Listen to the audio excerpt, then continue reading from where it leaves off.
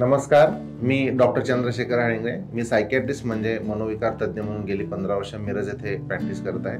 आजचा एक विषय आहे तो म्हणजे ओव्हर थिंकिंग किंवा विचारांचा आजार आपण असं म्हणू शकतो.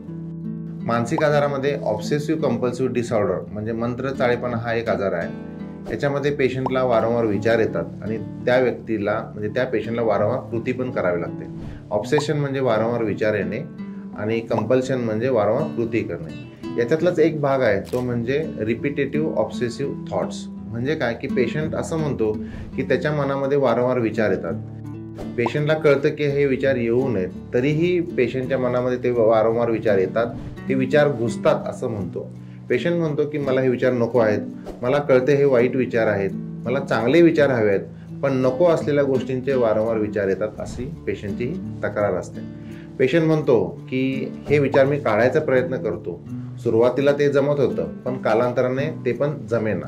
म्हणजे पेशंट म्हणतो की मी वेगवेगळ्या टेक्निकचा वापर करतो, जसं की योगा, प्राणायाम, मेडिटेशन, एक्झरसाइज असे वेगवेगळे डायव्हर्जन टेक्निकचा वापर तो करायचा प्रयत्न करतो आणि सुरुवातीला त्याला हे विचार बाहेर काढण्यास यश मिळत असतं, पण नंतर पेशंट म्हणतो की कोणत्याही गोष्टीचा मला फायदा होत नाही.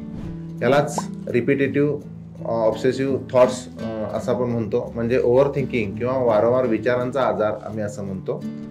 तर यासाठी सर्व मेथडचा जरी वापर केला तरीही पेशंटला फरक पडत नाही. नातेवाईक पेशंटला सांगत असतात की विचार करू नको, काळजी करू नको असं पेशंटला सांगतात. पेशंट म्हणतो हे मला सगळं कळतं पण तरीही विचार येतात, त्याला मी काय करू? तर हा विचारांचा आजार का होतो? तर सर्वसाधारणपणे कॉमन जे कारण आहे ते म्हणजे केमिकलचा इम्बॅलन्स. म्हणजे डोक्यामध्ये जे रसायन आहेत, खास करून सिरोटोनिन, डोपामिन, नॉरएपिनेफ्रिन हे केमिकल्स आहेत. याच्यामधला सिरोटोनिनचा हा याच्यामध्ये महत्त्वाचा रोल आहे. तर सिरोटोनिनची जी पातळी आहे ती कमी जास्त होते, शक्यतो कमी होते, त्यामुळे हा आजार होतो. अनुवंशिकता हा पण एक कारण आहे. म्हणजे जर घरामध्ये फॅमिली मेंबर्समध्ये जर हा विचारांचा आजार असेल किंवा मानसिक आजार असेल तर हा आजार होण्याची शक्यता आहे.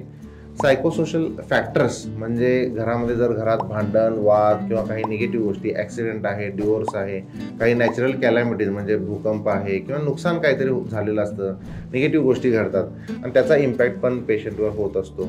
या सर्व गोष्टींमुळे पण हा मानसिक आजार होण्याची शक्यता आहे. तर ट्रीटमेंट ऑप्शन्स कोणते असू शकतात? तर याच्यामध्ये बघितलं तर ड्रग थेरपी म्हणजे औषधोपचारचा मदत घेऊ शकतो. याच्या व्यतिरिक्त काउन्सिलिंग आहे, REBT, CBTचा रोल आहे आणि काही पेशंटमध्ये हिप्नोथेरपी जे डायव्हर्जन टेक्निक म्हणतो आपण, योगा, प्राणायाम, मेडिटेशनचा वापर करू शकतो.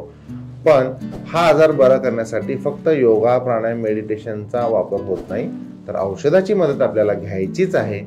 आणि याच्या व्यतिरिक्त न्यूअर मॉडॅलिटीज ज्या नवीन ट्रीटमेंट ऑप्शन्स जे उपलब्ध आहेत त्यापैकी एक म्हणजे RTMS म्हणजे रिपिटेटिव्ह ट्रान्सक्रॅनियल मॅग्नेटिक स्टिम्युलेशन.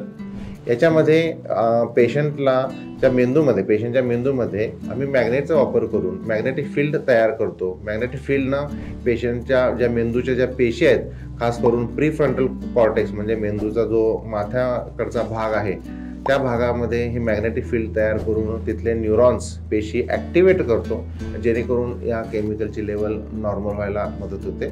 म्हणजे या सर्व गोष्टींचा वापर करून आपण या पेशंटचा इलाज आपण करू शकतो. इथं फक्त काउन्सिलिंग, फक्त मेडिटेशननं ह्या ओव्हर थिंकिंगसाठी त्याचा फायदा होत नाही.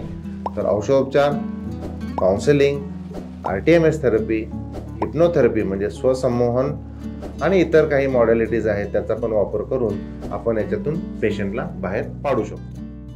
तर पुन्हा आपण एकदा भेटूया नवीन आजाराबद्दल माहिती घेण्यासाठी. तोपर्यंत नमस्कार.